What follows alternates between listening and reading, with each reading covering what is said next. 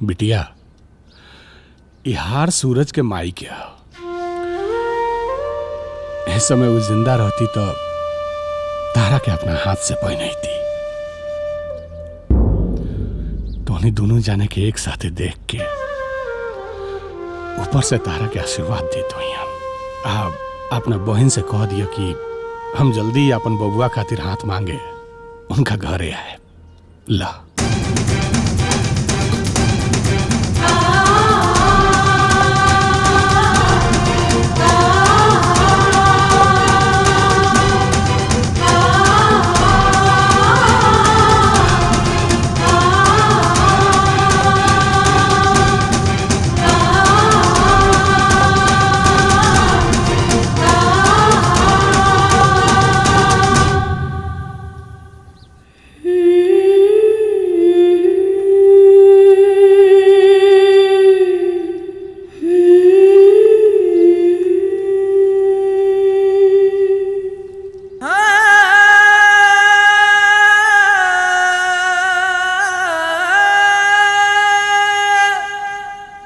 मुझे कुछ कहना है, मुझे कुछ कहना है।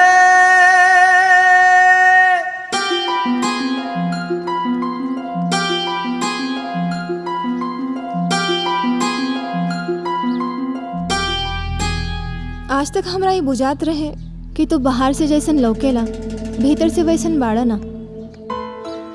हमके हमेशा से विश्वास रहे कि तू आज न तो कल रिश्ता के जज्बात के कदर करब जरूर। देवता बाड़े पापा और तू देवता के जितना चाहे धोखा दे दा, लेकिन अब हम वो देवता के धोखा नहीं दे सकत। हम हमेशा खातिर तोरा जिंदगी से दूर जा रहल बानी, लेकिन जात जात एक बात कहब जरूर। सोची हम ओ पिता के बारे में जौना की नजर में पूरा दुनिया तू बाड़ा।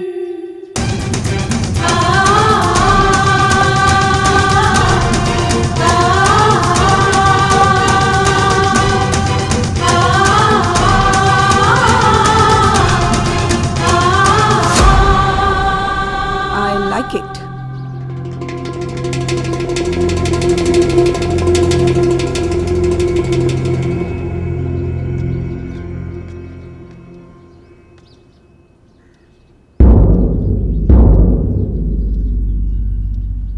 पापा जी, आशीर्वाद लिहल भूल गई रहनी हा, आशीर्वाद दी।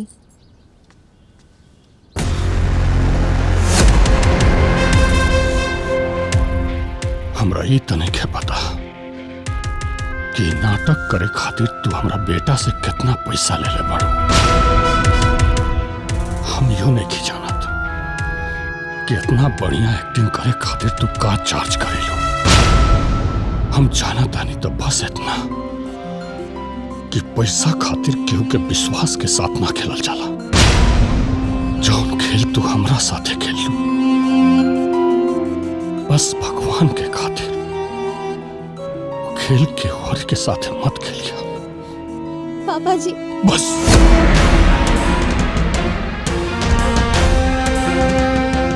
मत कहा हमरा के बाबूजी। हम तारा पर जौन विश्वास कईनी वो विश्वास के तो तू गला खोट देलू।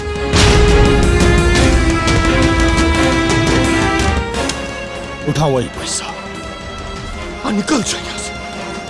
काहे कि थोड़ी देर और तो रुक लो तो तार दियल धोखा की वजह से कहीं मर न जाए।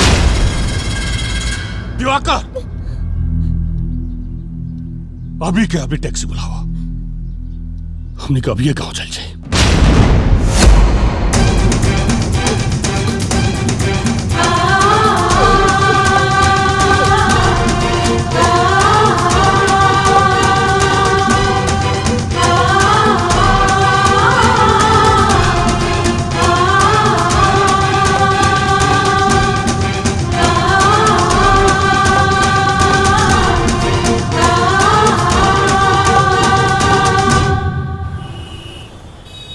सूरज, एंजल ने जो तुम्हारे साथ किया उसके लिए हम तुमसे माफी मांगते हैं। और तुम हमारे सिर्फ कंपनी के एम्प्लॉय नहीं हो, हमारे लिए हीरा हो, हीरा, कोहिनूर हीरा। और हम इतने कच्चे बिजनेसमैन नहीं हैं जो अपने कोहिनूर हीरे को अपने से दूर जाने दें। ये लो तुम्हारा टिकट और वीजा, परसों तुम अमेरिका जा रहे हो। Congratulation. Thank you sir, thank you so much sir. मैं आज ही अपने गांव जाकर अपने डॉक्यूमेंट्स ले आऊंगा। Thank you so much sir. Best of luck.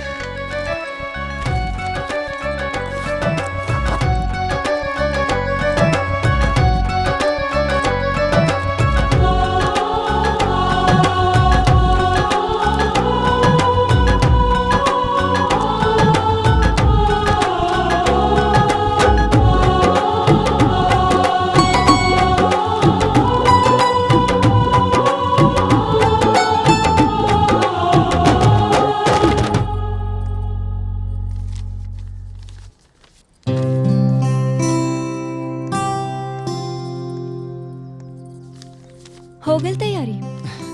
हाँ, हमार बरसों पुराना सपना आज पूरा हो गया। अब हम अमेरिका जाए वाला बानी और शायद 4-5 साल वापस भी ना आए।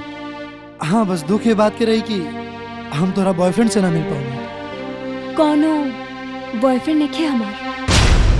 हम तोरा से झूठ कहले रहनी कि हम केहू और से प्यार करेनी। झूठ? झूठ कहले रहलो? लेकिन काहे? काहे कि हम डर गए रहनी कि अगर तारा संगे हमार भी आ भइल तो तू हमके भी अपना जैसन बना देबा, और तारा जैसन बन के जियल हम ना चाहत रही। जे अपना सपना के पीछे ऐसे पागल बा कि पीछे का छूटल एकर ध्याने ना रहे। हाँ सूरज, तू कबो पीछे मुड़ के देख ले बड़ा? तोरा जैसन इंसान से हम तका दुनिया के कोनो दूसर लड़की शादी करे के न चाहिए। धन्य रहली पारुल जे तोरा जैसन इंसान के साथे प्यार करत रहली। नाम मतलब धोखेबाज की। प्यार हमरा से कैली और शादी केहू और से करे जा रहल बाड़ी। ई तरह से के कहलस कि पारुल केहू और से शादी करे वाला बाड़ी? हम अपना कान से सुन ले रहे। इहे त तहार समस्या बा सूरज कि तू पूरा संसार के आपन चश्मा से देखेला। का? हाँ सूरज, ये दुनिया में तोके पारुल से ज्यादा प्यार करे वाली लड़की केहू न मिली, पर तू अपन पागलपन में उहो प्यार के खो देला। खैर, जे इंसान अपन बाबूजी के दर्द के न समझ पाइलस, वो भला पिंकी और पारुल के दर्द के का समझी?